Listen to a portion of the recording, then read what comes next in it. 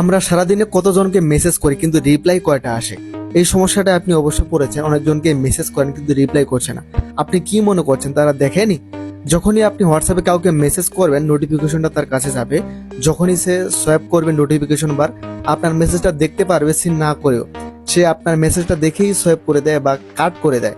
অনেকে তো সিন করে রিপ্লাই করে না। তো এর মেইন একটা রিজন হচ্ছে আমরা আসলে মেসেজ করতে জানি না।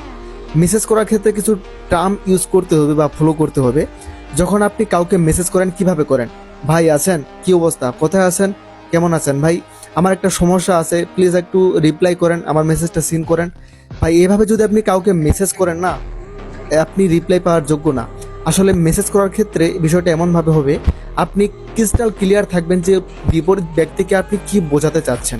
তাই তাকে ডাইরেক্টলি বলে দিবেন, যেমন ভাই আমি এই সমস্যাটায় পড়েছি, আমাকে একটু সহযোগিতা করতে পারলে খুব ভালো হতো। বিশ্বাস করুন, অপর ব্যক্তিটা যদি এই সমস্যাটা সলভ করতে পারে, তিনি আপনাকে অবশ্যই রিপ্লাই করতে বাধ্য হবে। তাই কি অবস্থা ভাই, কোথায় আছেন, কেমন আছেন, এইগুলো এসএমএস না করে আপনি ডাইরেক্টলি বলুন যে আপনি তাকে কেন এসএমএস করছেন বা আপনার কি সাহায্য প্রয়োজন।